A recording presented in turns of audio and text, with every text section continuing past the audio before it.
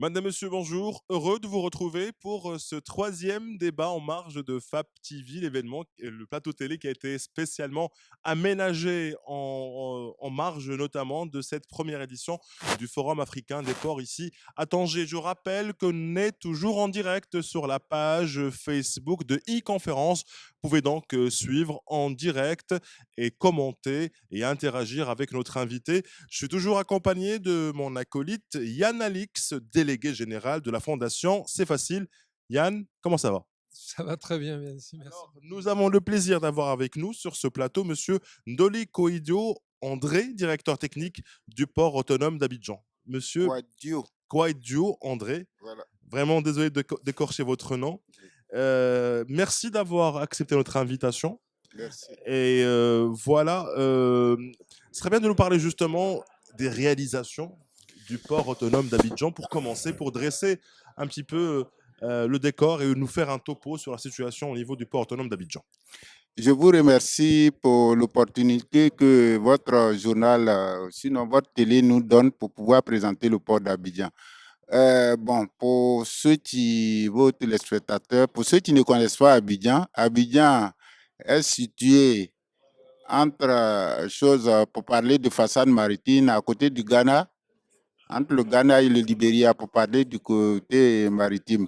Et le port d'Abidjan, c'est le port, le plus grand port, c'est le port de la capitale. C'est le port qui a été créé depuis 1951 avec l'inauguration du canal. Donc, pour parler choses un peu, je vais faire l'historique du port. Le port, c'est une longue histoire, peut-être je vais faire brièvement l'historique. C'était à l'époque coloniale. Le besoin était de drainer les produits agricoles et puis miniers vers le littoral. Donc, au départ, il fallait chercher un endroit, il fallait construire le port. Il y a eu plusieurs missions qui ont été organisées. D'abord, on devrait, si ceux qui connaissent Abidjan, quand vous allez à Abidjan aujourd'hui, Port-Boué, il y a un endroit qu'on appelle le Bidé. C'est là que les premières tentatives ont été réalisées. Et à cause du transit littoral, le transit littoral se trouve, sinon ce canal qui avait été creusé était bouché. Et vers les années 1936, il y a eu d'autres prestations et les gens ont vu un trou en face de Port-Boué. Le trou, dans le temps, ils ont appelé le trou sans fond parce que les gens n'avaient pas assez de moyens pour pouvoir sonder les fonds. Donc, le nom trou sans fond est resté. C'était sans fond parce que dans le temps, on ne pouvait pas lever les fonds. Donc, en face de ce trou sans fond, des études ont été menées pour pouvoir créer un canal qui devrait relier la lagune Ébrié.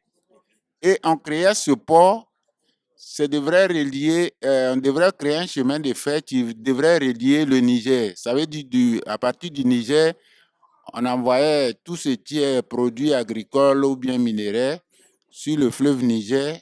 Par le train, on devrait descendre à Abidjan pour pouvoir les acheminer. Et ça, c'était pour la sous-région, c'était pour la Côte d'Ivoire, le Mali, le Burkina, jusqu'au Niger. Voilà comment le port a été créé. Et ça, c'est les tentatives, comme je le disais, depuis 1936. Il y a eu la guerre, les deux guerres, et finalement, les travaux ont duré de 1936 jusqu'à 1951, que le bouchon, c'est-à-dire ils ont creusé, ils ont laissé une petite partie symbolique, ils ont sauté, et c'est en 1951 que le port a été inauguré. Et d'ici là, il y a eu des travaux. Le port avec l'embellie, avec ce qu'on a appelé le miracle ivoirien. Il y a eu beaucoup de projets qui ont été réalisés. Le port, jusqu'avant les crises de 1990, le port, on avait environ 6 km de quai, et 33 postes à quai, 6 km. Donc, le port, dans le temps, on était vraiment les premiers de la sous-région. En 90, il y a eu la crise. La crise qu'on a connue, ça a duré près de 20 ans avec la crise, le décès du président de la République en 1993. Après sa succession, il y a eu des problèmes. Après, en 1980. Donc, pendant tout ce temps, il n'y a plus eu de réalisation. Et les autres, il n'y a pas eu d'investissement et les autres ont profité pour développer. Et jusqu'en l'an 2010, le port était devenu pratiquement un second port. On n'avait que 11,50 m de tirant d'eau. Les grands bateaux de nouvelle génération partaient maintenant à Lomé, à Cotonou, à Dakar. On ne venait plus chez nous. Donc, quand le nouveau DG est arrivé en 1912, il y a eu un nouveau plan stratégique pour vraiment repartir. Et on a identifié quelles étaient nos faiblesses. On a d'abord ciblé le canal qui, dans le temps, avec la configuration, parce que ceux qui connaissaient le canal, quand ça avait été fait, il y a eu un sifflet au bout. Parce que dans le temps, il n'y avait pas assez de drague pour pouvoir faire. Donc, ils ont fait ce sifflet pour que l'autoturage se fasse, parce que le bout étant réduit, ça pouvait chasser. Maintenant qu'on est en 2010, il y a des dragues un peu partout. Il fallait repenser, revoir qu'est-ce qu'il fallait faire pour pouvoir redresser ce bout et permettre l'accès des gros navires. Et ça, c'était constitué une de nos faiblesses. Et là, on a inscrit en priorité comme les projets devront permettre au port de rebondir. Donc, il y avait le canal. Ensuite, quand on creuse que les bateaux arrivent, où ils doivent partir, puisque d'ici là, comme je le disais, il n'y a pas eu de réalisation, tous les quais sont restés à 11,50. Donc, il fallait coupler l'élargissement du canal avec un autre terminal. Entre parenthèses, le premier terminal à conteneurs venait à saturation.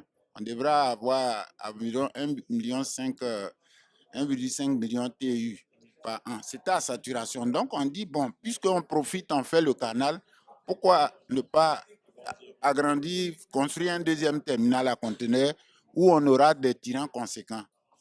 D'où le deuxième projet, terminal à conteneurs. Donc, on faisait le canal, on construisait un deuxième terminal à conteneurs pour permettre à ces gros navires, une fois qu'ils passent le canal, pour qu'ils puissent accoster. Donc, c'était le deuxième projet. Je disais que tous les projets qu'on a eu à initier depuis 2012 identifiaient d'abord nos faiblesses. Et nos faiblesses, c'était le canal, le problème de tirant d'eau. Il y avait le problème d'espace. On n'avait pas assez d'espace pour installer des industries. Il y avait beaucoup de besoins, mais il n'y avait plus d'espace. Donc, on a inscrit en priorité aussi des zones qu'on a identifiées dans la lagune où il fallait remblayer pour faire des espaces. Et comme je le disais, comme on avait des problèmes des espaces, tous les projets qu'on faisait, on essayait de gagner un peu sur la lagune pour pouvoir avoir des espaces. D'où le projet, comme je le disais, TC2 Roro. Ça nous a permis d'avoir 50 hectares. On a fait un projet où on a eu 40 hectares. Et l'autre projet, le MOL, parce que le terminal de pêche aussi était vétuste. Donc, il fallait créer un nouveau terminal de pêche. Là, on a fait le MOL avec 7 hectares. Ça nous a permis d'avoir à peu près 1 kilomètre de quai. Ça, c'est fait 4 projets. Ces 4 projets, je peux dire, sont pratiquement terminés. Il reste seulement le TC2 qui reste, peut-être que d'ici demain, je vais présenter. Il reste quelques poutres de couronnement à courir. D'ici fin avril, fin avril 2020, on va boucler carrément et les premiers navires pourront arriver. Donc, en gros, voilà les projets qui sont terminés. Parlons de perspectives. Quand on a fait tout ça, il faut que les produits sortent. C'est ce que j'ai dit le matin. Parce que quand tu as un port où tu ne peux pas sortir, ce n'est pas un port. Donc, actuellement, on réfléchit à la desserte. C'est-à-dire, d'abord, dans le port, il faut que les gens puissent circuler et puis voir comment les gens sortent d'Abidjan. Et quand ils sortent, comment ils arrivent à destination dans l'Interland. Donc, on a entamé d'abord au niveau du port d'Abidjan. On a essayé de voir, identifier les zones où des voies à ouvrir, ou à élargir, ou à déguerpir pour que les camions puissent circuler. D'autres problèmes, c'était le parking, parce que les camions qui arrivent, ils sont stationnés au long de la voie qui crée des bouchons. Donc, on a identifié des zones où il fallait les déplacer pour créer des parkings, pour que ces camions puissent aller dans ces zones pour libérer la voie. Donc, ça, plus ou moins, on a réussi. Il faut attaquer maintenant la sortie d'Abidjan et après l'Interland.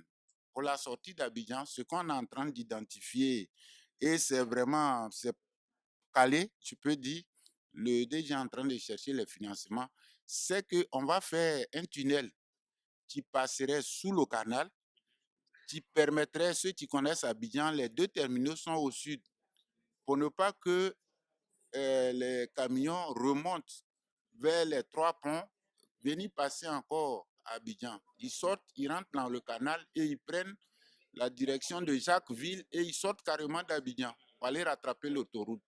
Donc, c'est un projet que le DG est en train de voir les financements qui nous permettrait d'éviter que les camions viennent encore passer dans Abidjan. Et ça, pour parler de futur, ça, c'est des projets qu'on est en train de... Voilà. Écoutez, monsieur le directeur, ce qui est très très important dans tout ce que vous venez de dire, c'est que effectivement, il faut savoir, je dirais, tirer profit du passé, hein. Mhm, On réinvente pas.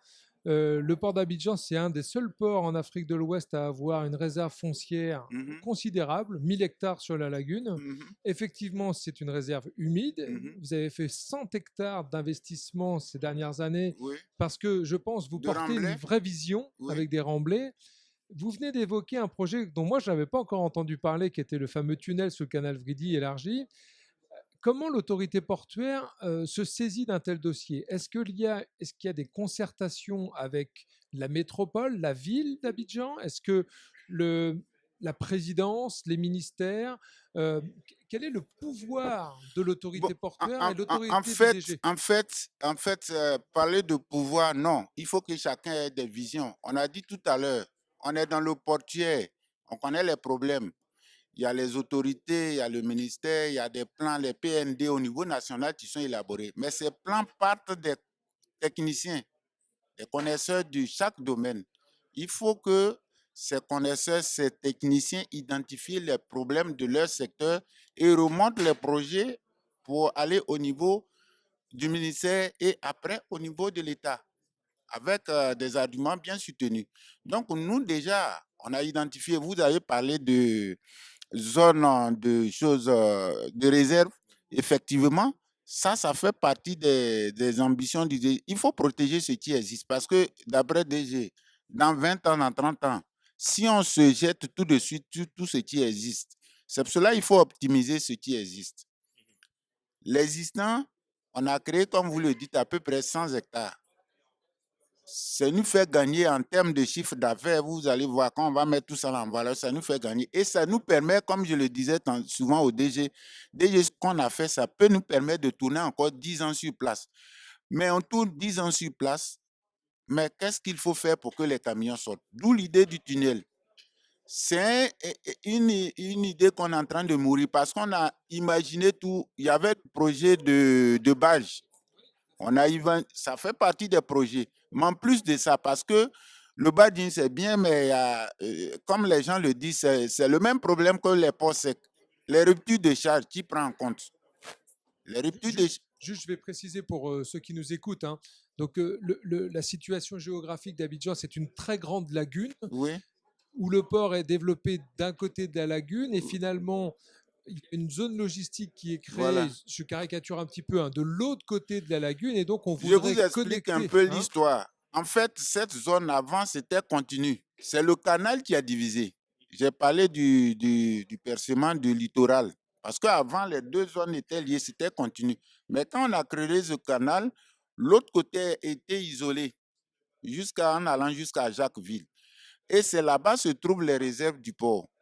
C'est là-bas se trouve l'île Boulay. Donc, mais qu'est-ce qu'on fait?